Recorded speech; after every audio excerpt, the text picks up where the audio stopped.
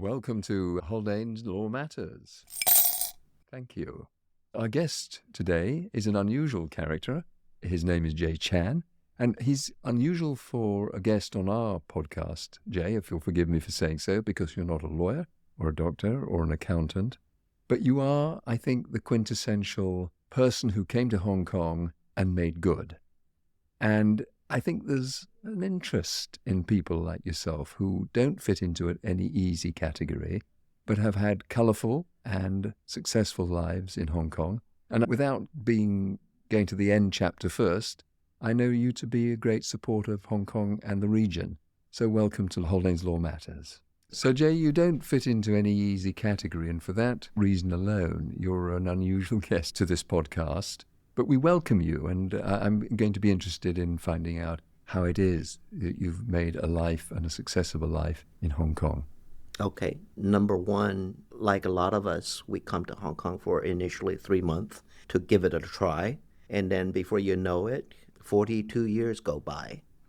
But of those 42 years, I have to say, 20 plus, I have been a client of Haldane. So a couple of things. One, never lie to your doctor. And two, never lie to your lawyer. I'm glad to hear you say that. In fact, when I invited you to be a guest on this podcast, I hadn't appreciated that you'd been a client at all. Yeah. So with another partner of yours. Yes, it's mine's the criminal defense division. I'm happy to exclude you from that. I think you were more in the corporate side. Corporate yes? side, absolutely. All right. Well, listen, as a client of Haldanes and as a long-term Hong Kong belonger, welcome to this podcast. So can you just go back in time and give the listeners a little bit of an idea of your early days, the days perhaps before you were in Hong Kong? Because I know that you have a sort of travelogue before you arrived in Hong Kong and made it your home. First of all, I was born in Beijing, 1959, when China was going through its difficult periods. And my father was actually a British subject, and we went through the Cultural Revolution. I was actually with my parents in the countryside, and the reason we were there was because my father was a revolutionary, and he insisted on writing these big wall posters, while at the same time he tore up his British papers. And lo and behold, we were in the countryside. I see. Were you forced into the countryside? No, actually, no. To be fair, we were directed there by Zhou Enlai, because had we stayed on in the cities, we probably would have died. Of what? Killing. What? I mean, not starvation or something. No, when I was small, I saw people cemented into the corners of bathrooms and stuff. I mean, all kinds of stuff going on. We were sent to the countryside, and every single time the Red Guards, the 516, which answered to Jiang Qing, came down to try to get us, the peasants would stand around our house with giant sticks and say, "Come on, try." So how was your father part of the British? He was a British Communist Party member at one point. And in 1938, he started going to China. And he actually went to Yan'an. He met Mao and Zhou Enlai and Zhu De, the marshal. And he wanted to stay on. And then they convinced him to go back to London and start the Xinhua News Agency London branch. I see. And then do propaganda work and stuff. And then after the war, he was invited back to China to be the English editor of Peking Review. After the Second World War, is that? No, after the Civil War. Ah. Yeah. Talk about that. Well, my uncle actually was at one point a barrister in Hong Kong, Percy Chen. They were answerable to my grandfather, and they were on the left side of the KMT, and they were sympathizers or whatever. When the Civil War ended, Percy, my uncle, he represented all of China's business interests out of Hong Kong, 140-some companies. My father was the English editor of Peking Review, a propaganda kind of a piece. And my mother, at one point, was the translator of movies that Jiang Qing used to watch. Mao's wife liked to watch English language movies. So I was born into an environment that was somewhat privileged. But during the Cultural Revolution, my father insisted on writing these big wall posters. He didn't speak Chinese, and so he couldn't get the effects that he was looking for, so he had them translated. But at the same time, he tore up his British papers. So when people were reading these, they looked at it and they say, hey, he's one of us. And at that time, it wasn't good to be one of anybody. It was dangerous wherever you stood. Yeah. So and your mother's background? My mother, she attended St. Mary's Hall in Shanghai, as a typical Shanghai miss, and spoke excellent English, etc., etc. And then later, after we came out of the country, China, he worked in academia, but then eventually went on to publish 3 books. The last one was The Secret Listener, published by Oxford University Press, 2021. So, and what age would you have been while this was all happening? I was in the countryside when I was age 10. I came out to Hong Kong age 11, and then we went on to the U.S. after about 8 months. So after that, I grew up in the U.S. So just before we go to the U.S., a vivid memory, by the sound of it, of all One this would, stuff. yeah. Yeah? One would. Because it was a very colourful and intense time. Yeah. Was it disturbing? It was, because the one episode I remember very well is you attend these struggle meetings where people wear these students' hat down with. Yes. And there I was with my little friends watching this, and then somebody turned around and said, what are you doing here? Your father is next. My goodness. Yeah. And guess what? My father was next. You remember that. So you would remember that. I get that. So who went to America? Yourself and? My father, my mother, and myself. Yeah. So you were effectively fleeing No, China? actually no, because the British did not want my father back. So all this, liberal whatever, it didn't hit anybody yet, right? The British didn't want us in Hong Kong even. Because he was supporting the communists? He was at one point a British Communist Party member. Right? And they didn't like that? They didn't like that. Okay. Yeah? So they wanted him to go Trinidad, where my father was born, had gone independent. And it was the only Caribbean Commonwealth that if you were born there, you take up the citizenship there as opposed to get British papers. I see. So we were getting our Trinidad papers. At the same time, the way we came to Hong Kong was Zhou Enlai had signed a piece of paper with my photo and my mom and my dad's photo that got us in here, right? So when I was crossing the Shenzhen Bridge, it was literally just the grass hatch bridge. To be clear about this, then, you had support from up high in China? Yeah, because that time they were already, the Americans, the CIA station, etc., everybody was already primed for the Kissinger, the reapproachment. So this is right out of a John le Carrier book, isn't it, really? Yeah. We ended up in New York. The people who sponsored us was Governor Rockefeller, New York State. Now, pause.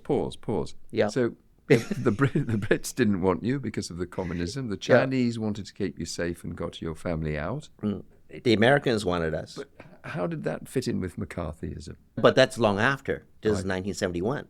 They were welcome communists? No, they weren't, because we were sponsored to get into the U.S. by Governor Rockefeller. A well-known communist. Yeah.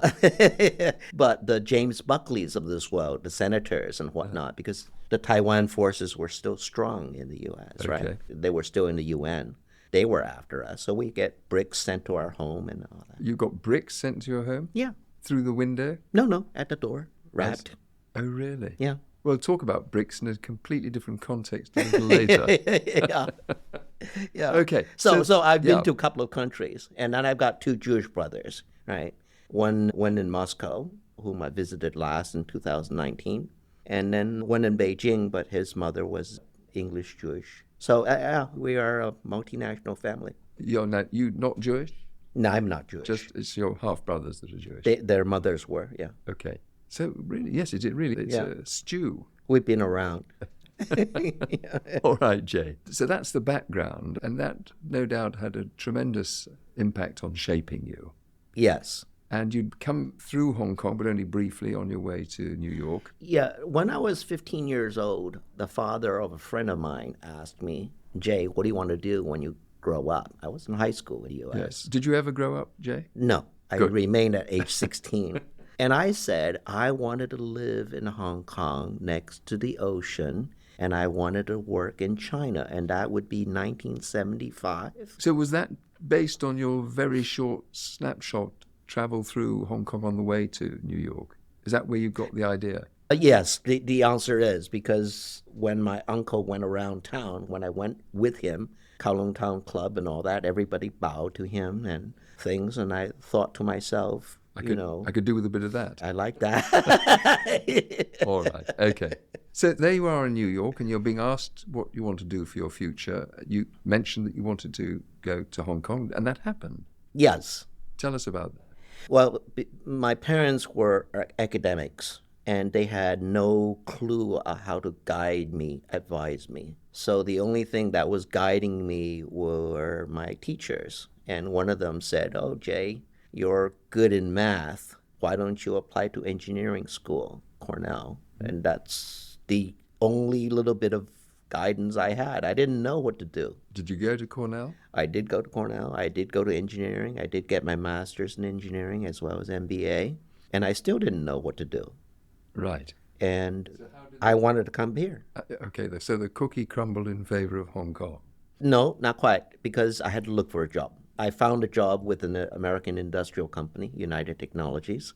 And in my letter, I said I wanted to go back to Asia. And they took me on that basis. They said, okay, stay here for 2 years. And then after 2 years, we will get you back in Asia. And that's what they did. And that's what they did. Now, did you speak and read Chinese? The term for umbrella, it took me 5 minutes. Because it was just disused. Yeah, my father spoke no Chinese, so there was no reason for me to speak Chinese. And you still don't? I do. A bit. I can't write. No. So there you were, this mixture with the early formative 10, 11, 12-year-olds in a very, very dangerous China. And you go through America, you get to Cornell, you get a degree, and you line yourself up with an American company that's going to bring you back to Hong Kong. Yeah. So you were already showing signs of being able to control your life. Yes, I would say yes, certainly. I didn't know it at the time. No. But I was in control. In fact, it's come as a shock to you to learn it now. Yeah. There was a plan. Well, it just seems that way to me. You were actually at a very early age taking control. Well, I came here. They put me up at the old Hilton Hotel. Yes. And I traveled into China, and I helped them set up the Tianjin Otis Elevator joint venture. Oh, well, that was a big deal. That was a big deal at the time. And I was a CFO there for 3.5 years. And I met my later partner, who knew one of your partners. Yes. And then, lo and behold, we decided to start our own consulting company. And Haldanes played a role in assisting you. Good. Certainly. Well, I'm pleased to hear it. Yeah. So tell me, part of the reason you're here today is because it seems to me that you're in a very good position to judge old China, and you've seen it over the years evolve. Yeah. And you're in a very good position to see how America works, because you were there in your early life. And Yeah. went to Cornell. And of course, we'd probably agree, you and I, and we've just discussed it before, that Hong Kong is at a crossroads, stuck between the West and the East as a result of its history. And I'm going to just suggest to you at the moment that we could introduce the idea that you're actually very positive about the future of Hong Kong. So should we just perhaps give some flavor to your thoughts on Hong Kong as it stands today? Yeah, the book that comes to my mind is a book by Isaac Asimov, the science fiction writer. Yes. He wrote a book, The Gods Themselves. And the premise of the book is some scientist, he was at the intersection of the paraverse and the normal verse, and energy flowed. Yes. Hong Kong, to me, had always been at that intersection. It doesn't matter what happens in China and the U.S. and the world and all that. Hong Kong is always at that intersection. And it's that intersection we get our energy, right? On the one side, Hong Kong, just like the Chinese across the border, it's savings, learning, studying, investing, etiquette, ethics, etc., etc. Yeah. Okay, the old Confucius stuff. Yes. On the other side, is technology. Well, now technology is evening up, but the behavior, the hardwiring on the two sides, they're still very, very different. But in Hong Kong, we're in the middle. And if we somehow can leverage that, we're going to be winning. But the word somehow creeps in, because we'll accept, I think, that we're at a difficult... I mean, the world's in a difficult... It's not a great patch we're in. To do that somehow, for example, my daughter now is going to a U.S. name brand school, okay? And last summer, she was Zoom interning because it was her first year.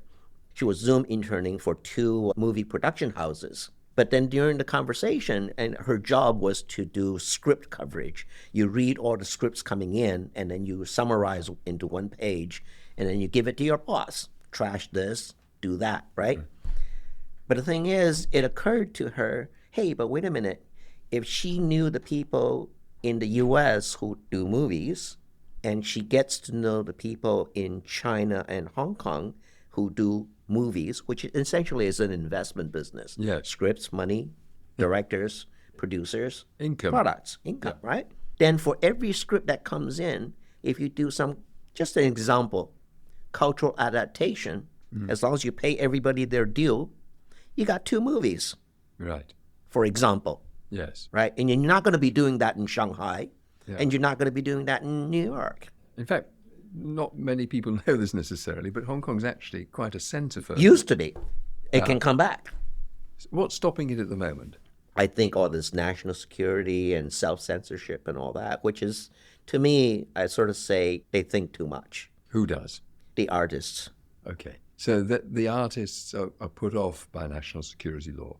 They don't know what to make of it because they never went through Cultural Revolution. When people compare the leadership in Beijing to the leadership back then, my comment is you didn't know what was back then and you don't know what's going on now.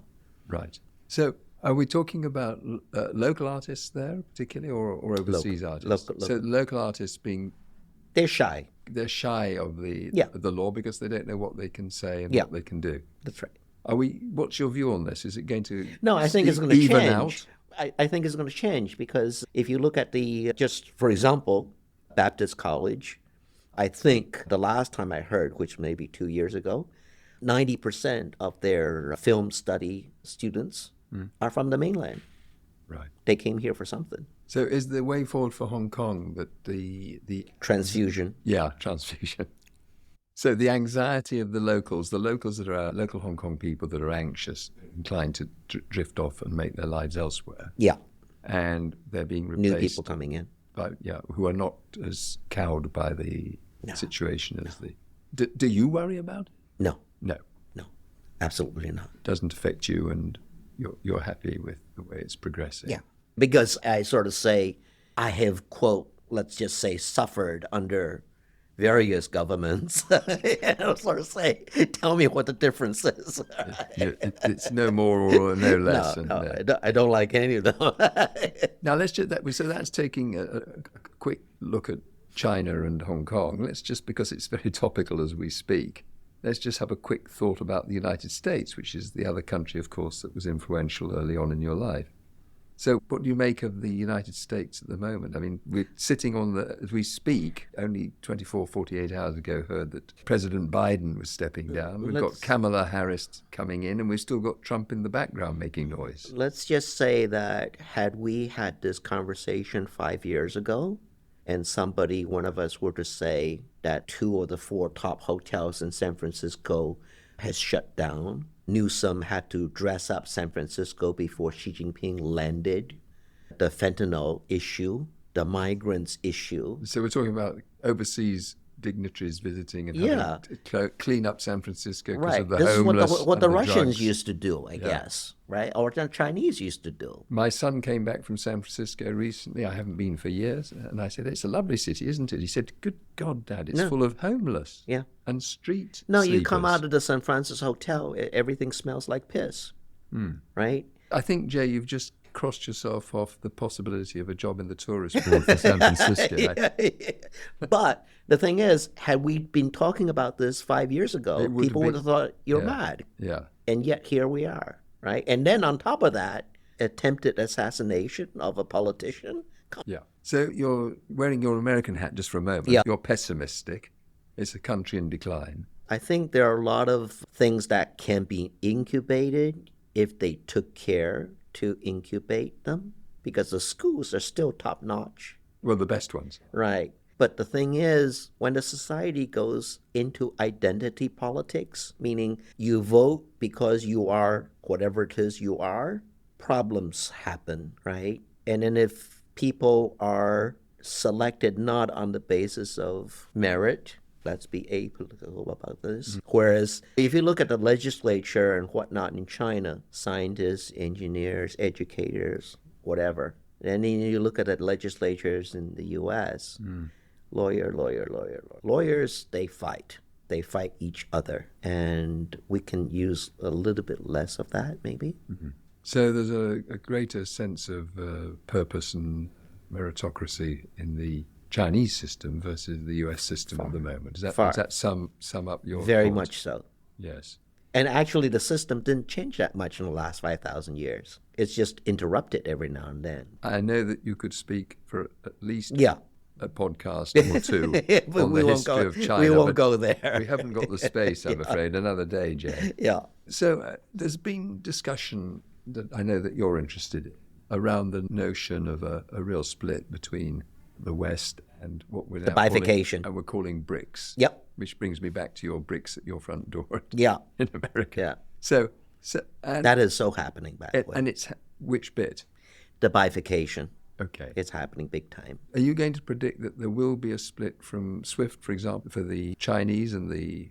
Well, I think the EU, Britain, and the US, they all need to do reindustrialization. They need to. Whether they can or not, it's a separate issue. Yeah. They all need to do reindustrialization, remilitarization, rebuilding infrastructure, rebuilding education. But all those re's arguably can be better done in cooperation with China, but they're not. They're gung-ho about doing it against China for some reason. They choose to go the more expensive way, the less likely to succeed way, right? And China looks at this, and can China keep its $1 trillion in place in U.S. domain? Ask the Russians. Don't know. The bifurcation is going to happen because the trust is gone. So if you were a betting man on this, in fact, you might. I am. You're rubbing your hands in green. Yeah. So how will this, from a political point of view, how will this end up? I think between America and the West people and China? don't. I don't think people take China's timeline seriously. When the third plenum just ended, they said by 2035 we will. By 2049 we will. Right. And they will. And they will. Yeah.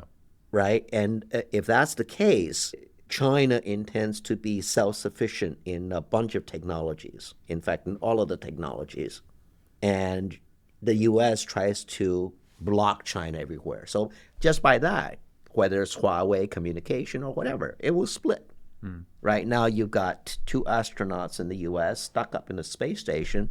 The Russian things can dock, but the Chinese things cannot dock. It's a different standard, right? So then I sort of say, okay, if that's the case, what is this thing that's called U.S. dollar? What is it actually good for? That Trump promised to devalue. Because to reindustrialize, to export again and all that, you need to devalue. You're competing against China. That's like asking the Australian gold miners to compete against the gold miners in South Africa. Good luck on that one. What is going to happen to the U.S. dollar? Longer term, dollar down, gold up. But short term, because the U.S. is essentially wrecking EU, NATO, capital moves, dollar up. So here we are. What do I do? And traditionally, I know that you're very fond of gold as an investment. Yes? I don't know if it's an investment, but certainly it's a saving of value. Right. It's savings, different. Investment is buying a building in Hong Kong, which I don't suggest anybody does. All right. So a moment ago, you hesitated about whether you should be... you want to be long gold. You want to be long gold because here's the interesting thing. Had you bought 1 troy ounce of gold every year, starting 1982 when it was at its high, 800s, whatever, right?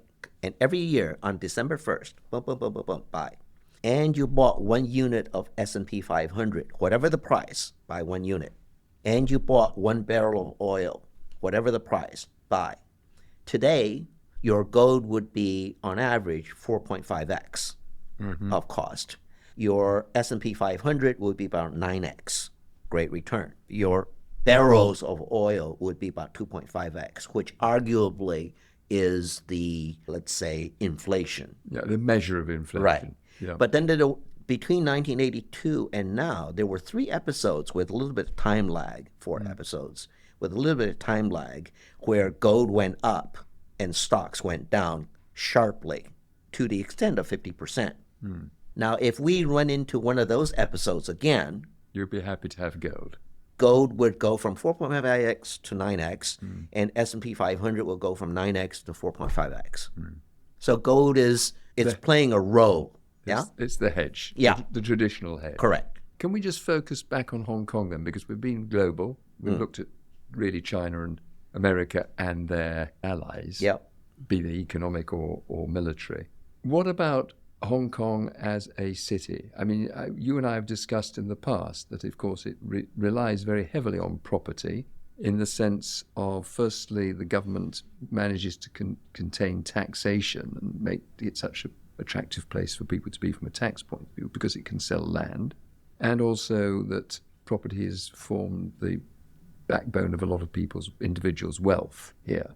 And yet you've just said, I don't recommend anyone buying property. That sounds like a negative signal on Hong Kong. Do you want to explain where you stand on that? I think we need to change the way we invested in Hong Kong. Previously, any Joe Schmo buying any luxury apartment and then just buy high, sell higher, buy low, sell high, right? And I think that may be over.